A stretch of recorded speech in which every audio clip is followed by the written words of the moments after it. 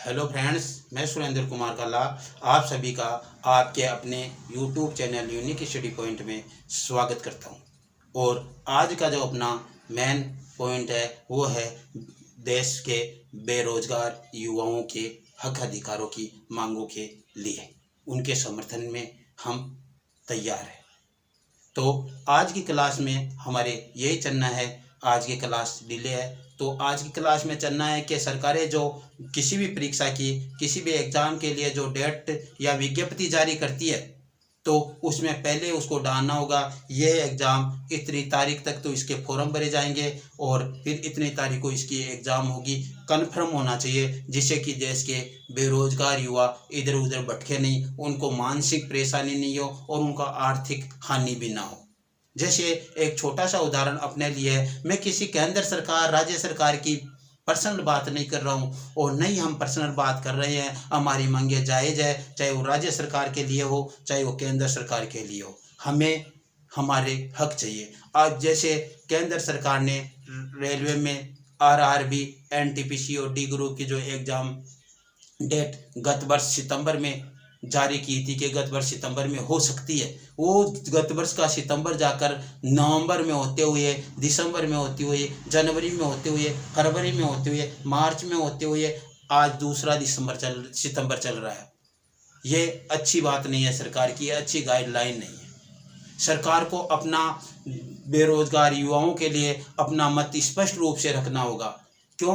एक साल तक जो बेरोजगार युवा तैयारी करते आ रहे हैं उन्होंने कैसे तो अपना काम चलाया होगा। जो मान लो कोई भी अपने मजदूरी करके काम चलाते होंगे उनका कैसे काम चला होगा। एक साल आपने उनका ले लिया बेकार में, आपने नहीं एग्ज़ाम ली नहीं कोई बात, उनका एक साल ले लिया। घर फिर उनके दिमाग में जो टेंशन मरा रहा, मानसिक हानि रही हुई, वो एक अलग है। क्या सरकार इनका पूर्ति करेगी?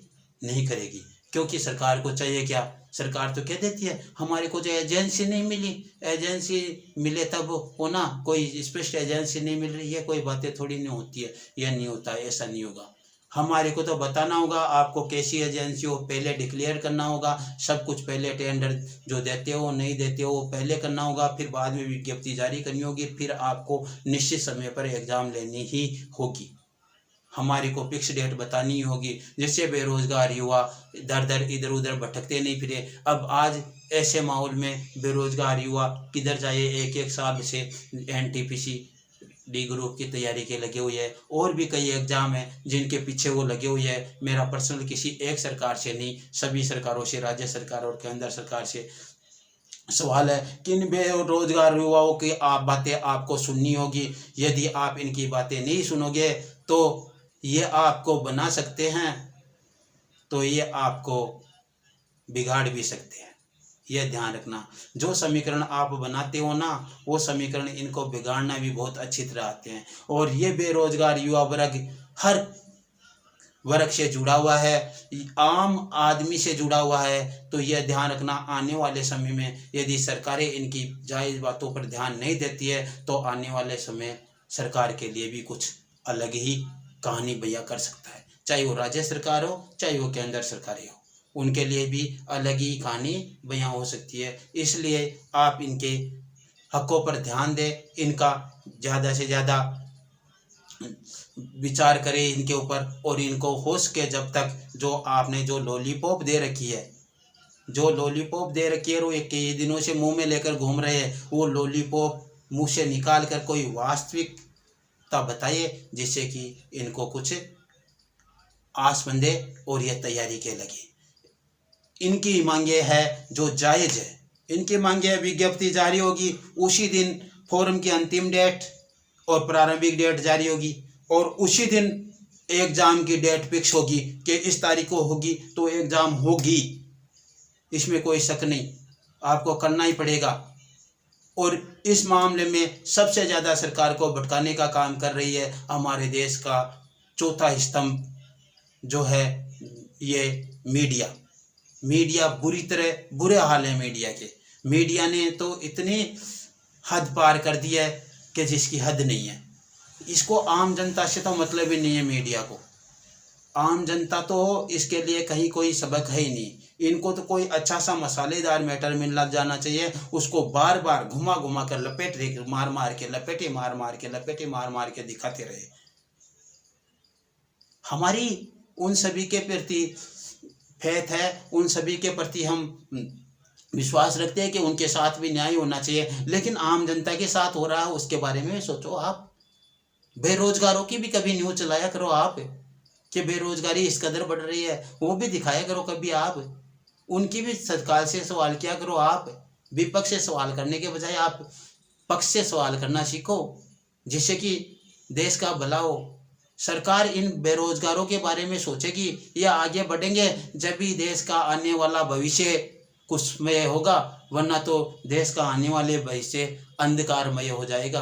क्योंकि जब इन युवाओं का रास्ता ही नहीं दिखाई देगा, इनका कोई रास्ता ही निश्चित नहीं है, इनकी कोई मंजिल ही निश्चित नहीं है, तो फिर ये जाएंगे कहाँ और ये भारत के भविष्य का निर्माण कैसे करेंगे। तो इनका समय पर और जल्दी से जल्दी सरकार त्वरित रूप से क्या करे, इनकी मांगों को माने और इनके जो भी इन ये कर रहे हैं उनके लिए हमारा समर्थन है। लेकिन आप सभी से विनम्र विनती है कि आप किसी भी व्यक्ति विशेष या कोई विपक्ष पार्टी, अपनी कोई भी पार्टी है उसकी विपक्ष पार्टी के किसी नेता के विरुद्ध कोई विशेष ऐसे शब्द ना बोले जो कि चुभे। यह विशेष ध्यान रखें, क्योंकि हमें किसी एक सरकार से नहीं, राज्य सरकार, केंद्र सरकार, वो सभी से ये गिला शिकवा है। इसलिए किसी एक आदमी का विशेष नाम ना लें। क्यों? उसे पर्सनल एक पर्टिकुलर आदमी पर प्रश्न चिन्ह लगता है। हमारा तो सवाल पूरी सरकार से है, हम एक विशेष आदमी का लेने से क्या मतलब है। पूरी सरकार से सवाल करना हमारे तो उस पूरी सरकार से सवाल है। कोई पर्सनल किसी पर टिक्का टिप्पणी ना करे और संविधान सम्मत आप अपने जो भी कार्यक्रम कर रहे हैं वो संविधान सम्मत करे, शांतिपूर्वक तरीके से करे। ऐसा कुछ भी ना हो जिससे कि कल अपने ऊपर कोई ऐसे केस मंड दिए जाए। सरकारें, ऐसा भी बहुत बार हुआ है कि जायज़ बातों के लिए धरना प्रदर्शन होते हैं, लेकिन थोड़ा सा कुछ करके और उन्हें जेल में ले जा ले जो उनके ऊपर क्या कर देते हैं, केस डाल देती है। तो आपका भविष्य आपके सामने है, यह भी आप ध्यान रखिए कि हमारे भविष्य पर किसी प्रकार का कोई प्रश्न चिन्ह ना लगे। वो अपना साफ स्वस्थ बना रहिए और शांतिपूर्वक तरीके से संविधान के अनुसार आप अपनी बातें रखें और बहुत ही सरल लहजे में, हमें कोई बहुत किसी से लड़ाई नहीं करनी है। हमारी जो मांगे हैं वो जायज़ है, जायज़ मांगों की हम बातें कर रहे हैं और जायज़ मांगे हैं सरकार को हमारी माननी होगी, और नहीं मानेगी तो आने वाला समय सरकारों को मालूम चल जाएगा कि क्या होगा। कहानी समझ में नहीं आएगी आने वाले समय में, क्योंकि इनको मानना ही पड़ेगा। ये आम आदमी की आवाज़ है, अकेले बेरोजगारों को ना समझे, क्योंकि हर एक आम आदमी से बेरोजगार जुड़े हुए हैं। आप उनके साथ हर बार धोखा कर रहे हो किसी न किसी प्रकार से। कभी क्या लॉलीपॉप दे देते हो, कभी क्या लॉलीपॉप दे देते हो। तो ये सभी नहीं चलने वाला है, आपको इनकी मांगे माननी होगी। और मीडिया से विशेष रिक्वेस्ट है कि आप सत्यता का धरातल अपनाइए और सरकारों से जो पक्ष में है उनसे सवाल करना सीखे और अपने बेरोजगारों की बातें भी सुने। और भी बहुत अत्याचार हो रहे हैं, उनके ऊपर भी सवाल उठाए। आप एक चीज़ कहानी को लेकर बैठ जाते हो, उसको लेकर घूमते रहते हो, ऐसा नहीं। न्याय सभी को मिलना चाहिए। किसी के साथ गलत हुआ है, न्याय सभी को मिलना चाहिए, ऐसी कोई बात नहीं है। किसी ने गलत किया है तो उसको सजा मिलनी चाहिए, इसमें कोई दिक्कत नहीं है, तभी शांति बनी रहेगी। यदि एक आदमी को जो ऐसा है उसने अपराध किया है, यदि वो बचकर घूम रहा है तो ये तो गलत है, नहीं होना चाहिए ऐसा। लेकिन सभी के साथ लेकर चलो ना आप सभी की मांगों को, जैसे कि हमारी हर मांगे सरकार के सामने आती रहे। आप मीडिया वाले कोई किसी बात को छुपाए नहीं और डिबेट हर एक मुद्दे पर लगातार होनी चाहिए। ऐसा नहीं हम एक ही मुद्दे को लेकर बैठे हुए हैं, उसे डिबेट से भी बोरिंग हो जाते हैं। आप एक ही वीडियो को बार बार आगे पीछे से कटिंग कर करके दिखाते रहते हो, बहुत गलत है ये बात, अच्छी बातें नहीं है।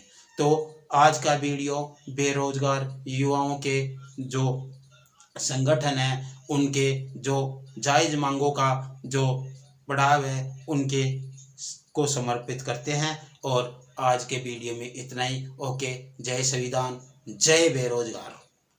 आपको ज़रूर अपना लक्ष्य मिलेगा। आप जिस बात के लिए बैठे हुए हैं उनको आप सभी को अपना हक मिलेगा, यह पक्का है। आप अपनी मांगे सरल और मधुर वाणी में रखें।